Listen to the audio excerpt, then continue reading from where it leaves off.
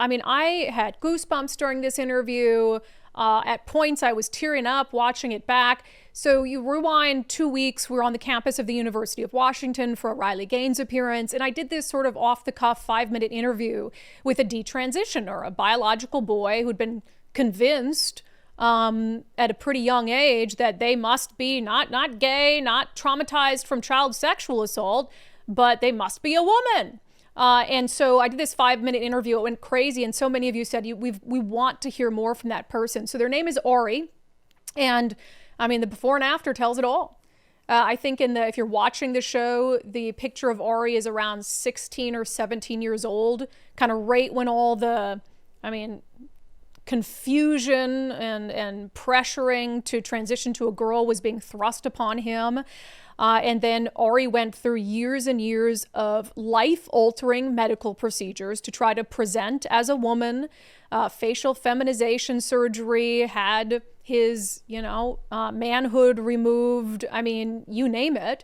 And so Ori was nice enough to come in, sit down with me for about an hour. It was such an emotional interview. And I think what he really just wants, because I think the phrase detransitioner is a misnomer. You can't detransition when you've done what Ori has done to his body. There's no getting your manhood back. There's no undoing some of the surgeries and impacts of hormones. So I don't think you can really detransition at that point. You can just in your mind realize, gosh, I was just a gay man this whole time. I've destroyed my body and was convinced to do this by people who didn't have my best interests in mind. So Ori knows he can't really detransition, and I think that was clear, and that's still very, very hard on him to come to this realization that there's no going back for him. But what there is, and I think what he wants out of this, is for young people and people in positions of power to hear his story, to listen to other people like him who've actually gone through this, and to understand how negative and irreversible the trauma of radical gender ideology is. Are you happy with who you are right now?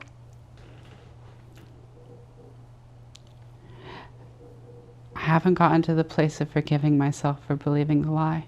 So no, I'm happy with my husband. And that's the thing. Like, I didn't come to this position because my surgery was botched. I didn't come to it because life got too hard. I actually came to the position of detransition at the height of my life. Mm-hmm. I'm well off. I have a loving husband. I have 2 dogs, the white picket fence, the Tiffany on my hand. And I just realized it was all a lie. And I couldn't live with it. And there's no real fully going back. There's just figuring out how to live a life like this, where you bought a lie, you removed your genitals. I'll never fully pass as one or the other. People will always be confused when they see me. And if I express myself in a non-conforming way, they're just not even gonna know I'm a gay guy, generally. And if I go too far mask, it'll impact my husband.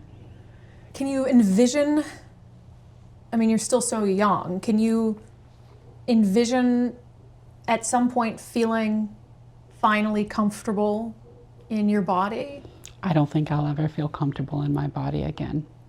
I think that the best I'm going to get is finding some way to let go of how I feel about what I've done and be at peace that I did what I could to make sure nobody else does it.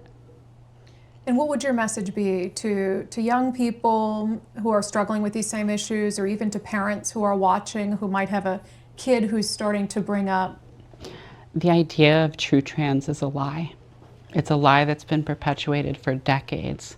There is no reason to medicalize a non-conforming gay boy or a non-conforming gay woman.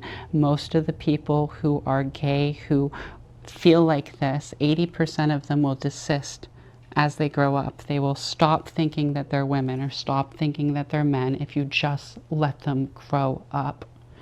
And the vast majority of homosexuals I have met who have medicalized as far as I have are survivors. Upwards of 50% of the men I know who have had bottom surgery, who have medicalized, who are gay, are survivors. They're lying to our entire society, and it's coming at the cost of children and survivors. Yeah, tough. And I think one of the aspects of that interview that I think it surprised me in the moment, but talking about his relationship with his husband. And his husband, married someone who basically presented as a woman. And so Ari is, you could tell, kind of terrified about, because Ari still looks like very feminine. And I talked to him about that in the interview, still has longer hair, comes across because of all these surgeries. I mean, I still don't think he looks like a woman, but definitely comes across more feminine. And he's worried about reverting to his true self because of who his husband married. And I don't know anything about their relationship, but I imagine, it's a bizarre, tough situation to be in. And so I give Ori all the credit in the world, even going through all of this right now, being willing to sit down and talk about it. But you can tell during so many parts of the interview how traumatized he still is and how he's struggling with what he did to his body, and he knows he can't undo it, and just trying to create meaning out of that experience somehow to help other people. So I absolutely love Ari.